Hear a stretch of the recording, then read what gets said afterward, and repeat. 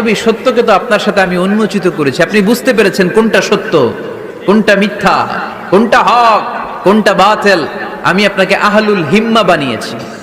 আহলুল হিম্মা আর রাজুলু যু হিম্মা ইউহিল উম্মাহ, হিম্মতওয়ালা লোক সে জগৎকে নাড়িয়ে ফেলে, ঠিক কিনা? যুগ জামানা পাল্টে দিতে চাই না অনেকজন, এক মানুষই আনতে পারে জাতির জাগরণ। জাতির জাগরণের জন্য কি অনেক লোকের দরকার? একজন মুহাম্মদ সাল্লাল্লাহু আলাইহি ওয়াসাল্লামের মতো লোক দরকার। চিল্লায় বলেন ঠিক কিনা? যিনি গোটা বিশ্বকে নাড়িয়েছেন, গোটা বিশ্বকে কাঁপিয়েছেন। প্রথম যে নিয়ামত আল্লাহ তাআলা বিশ্বনবীর প্রতি নাজিল করলেন, আল্লাহ বললেন আলাম নাশরাহ লাকা সাদরাক, নবী আপনার হৃদয়কে কি আমি উন্মোচিত করে দেইনি? আপনাকে কি আমি ব্রড মাইন্ডেড বানিয়ে দেইনি? বিষ্ণু ঈসা ইসলাম কি ন্যারো মাইন্ডেড ছিলেন না ব্রড মাইন্ডেড? জোরে বলেন। আমাদের মতো সংকীর্ণ মনা ছিলেন বিশ্বনবী? না, পাহাড়ের মতো, সাগরের মতো, আকাশের মতো বিশাল হৃদয়ের করে ওনাকে তৈরি করেছে কে? আল্লাহ। এজন্য আল্লাহ বললেন আলাম নাশরাহ লাকা সাদরাকা ওয়া ওয়াদানা আনকা বিজরাক, ও নবী আমি কি আপনার হৃদয়টাকে সত্যের জন্য উন্মোচিত করে দেই নাই? সুবহানাল্লাহ পড়েন। এ হচ্ছে প্রথম নিয়ামত, ইসলামের জন্য বিশ্বনবীর হৃদয়কে উন্মোচিত করেছে কে? দুই নম্বরে নিয়ামত আল্লাহ বললেন ওয়া ওয়াদানা আনকা বিজরাক, নবী গো আপনার পিঠে যে চিন্তার বোঝা, ওই চিন্তার বোঝাকে নামিয়ে আমি আল্লাহ হালকা করে দিয়েছি। বিষ্ণু ইসলামের বিশাল চিন্তা। বিষ্ণু বলতেন লা নবিয়্যা বাদি ওয়ালা রাসূলা, আমার পরে কোনো নবীও নাই, আমার পরে কোনো রাসূলও নাই। যেহেতু উনি শেষ নবী, উনার পরে পৃথিবীতে আর কোনো পয়গাম্বর আসবে না, তাই উনার সময় থেকে শুরু করে কিয়ামত পর্যন্ত যত মানুষ এই পৃথিবীর বুকে আসবে, সব মানুষের জিম্মাদারি কার উপর? বিশ্বনবীর কাঁধের উপর। চিল্লা এখন ঠিক কিনা? এই জন্য বিশ্বনবী এই দায়িত্বটারে কঠিন মনে করতেন।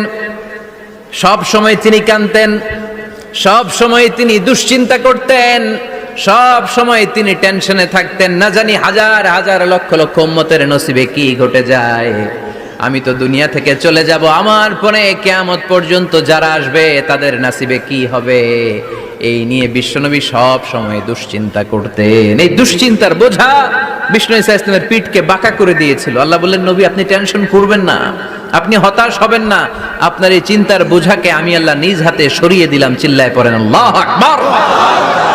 এজন্য আল্লাহ বললেন আলাম নাশরাহ লাকা সাদরাকা ওয়া ওয়াদানা আনকা বিজরাক আল্লাযী আনকাযা যাহরাক ওয়া রাফা'না লাকা যিকরাক। তিন নম্বরে আল্লাহ বললেন নবী আপনাকে তিন নম্বর যে নিয়ামতটা দিয়েছি সেটা হচ্ছে ওয়া রাফা'না লাকা যিকরাক, আপনার সম্মানকে, মর্যাদাকে, আপনার নাম ধাম সুনাম আর সুখ্যাতিকে আমি আকাশ বাতাস ছাপিয়ে, সাত আকাশ কাঁপিয়ে আরশ পর্যন্ত তুলে ধরেছি। I have dignified your status, O my beloved prophet Muhammad sallallahu আলাইহি ওয়াসাল্লাম। আপনার মর্যাদা অনেক উপরে, অনেক অনেক উপরে আমি নিয়েছি। আপনার মর্যাদার ধারে কাছেও পৃথিবীর কোনো ব্যক্তি যেতে পারবে না।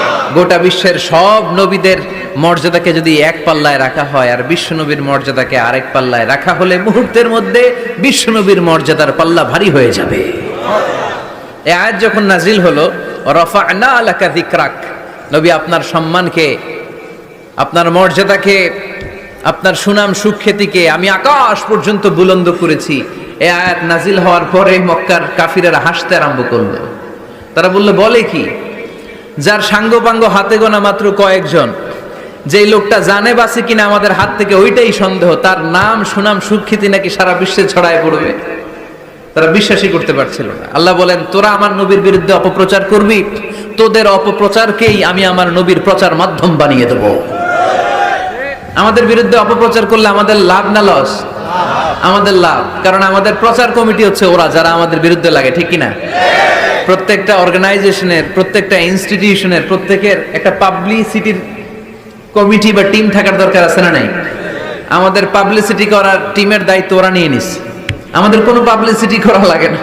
গোটা বিশ্বে আমাদের নাম ওরাই ছড়াই দিচ্ছে। চিল্লায় বলেন ঠিক কিনা? আল্লাহ বললেন তোরা এই কথা বলিস, তোদের মাধ্যমে আমি আমার নবীর প্রচার করব। বিষ্ণু ঈসা ইসলাম মক্কায় দাওয়াত দিতে শুরু করলেন। হজের মৌসুম আসলো, গোটা বিশ্ব থেকে হাজী সাহেবরা চলে আসলো। মিনার ময়দানে সব হাজী সাহেবরা তাঁবুর ভিতরে অবস্থান নিল। আবু জাহেল বলে এই তো সুযোগ, আমার কর্মীরা তোরা সবাই যে হাজী সাহেবদের তাঁবুর ভেতরে যে বলবি, খবরদার, গোটা বিশ্ব থেকে আসা লাখো লাখো হাজিরা হজ করতে আসছো, ভালো কথা, জমজমের পানি খাও, খেজুর খাও, জায়নামাজ কিনো, অসুবিধা নাই, কিন্তু আমাদের মক্কা শহরে একটা নতুন পাগল আসছে, তার নাম মুহাম্মদ। নাউজুবিল্লাহ পড়বেন না? নতুন পাগল এসেছে, নতুন জাদুকর, নাম কি? মুহাম্মদ সাল্লাল্লাহু আলাইহি ওয়াসাল্লাম। তোমরা হজ করতে এসেছো, হজ করো, জমজমের পানি খাও, খেজুর খাও, কিন্তু মুহাম্মাদের কাছে যেও না।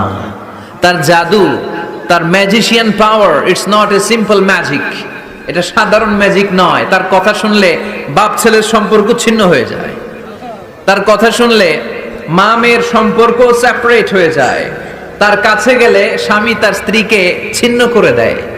খবরদার, তোমরা হজ করে ডিরেক্টলি নিজ নিজ এলাকায় দেশে ফিরে যাবা, এই জাদুকরের কাছে যেও। আচ্ছা, আপনারা বুঝে শুনে উত্তর দেন। এই যে হজের মৌসুমে লক্ষ লক্ষ মানুষ হজ করতে এসে মিনার তাঁবুতে অবস্থান করতেছে, এদের একটা লোকও কি বিশ্বনবীর নাম জানতো? কথা বুঝে নাই বোধহয়।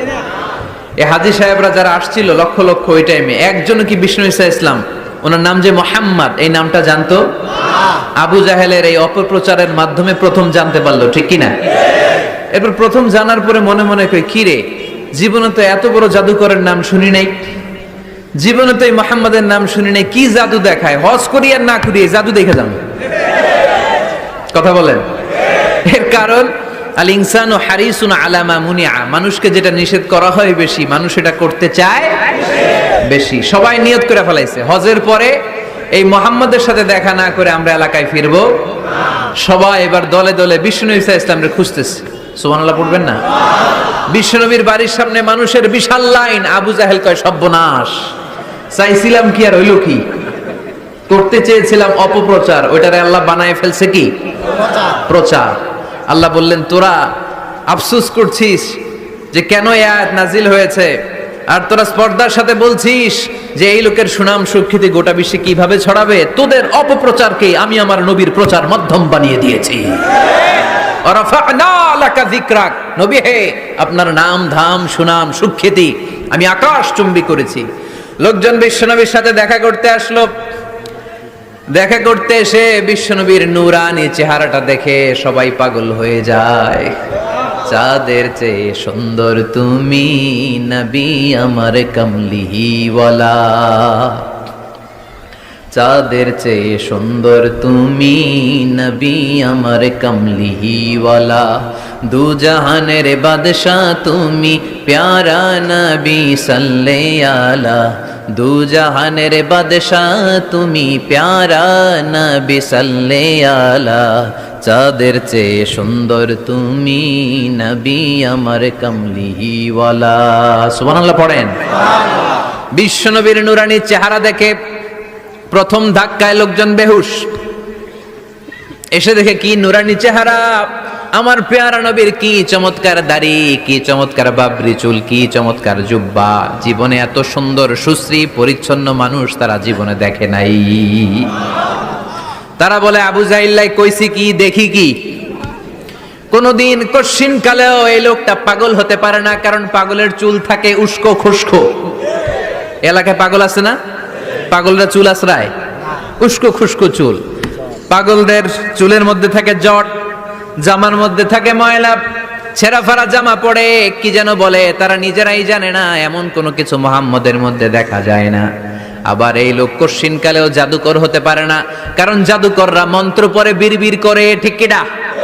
এই লোক তো মন্ত্র পড়ে না, বিড়বিড় করে না। এমন এক কিতাব থেকে এই লোকটা আমাদেরকে কথা শোনায়, তার কথা শুনলে হৃদয়টারে ঠান্ডা করে দেয় কে? বিশ্বনবীর বিরুদ্ধে অপপ্রচারকে প্রচার মাধ্যম বানিয়ে দিল কে? আল্লাহ বললেন, নবী হে, নো টেনশন, ওয়া রাফা'না লাকা যিকরাক, I have dignified your status.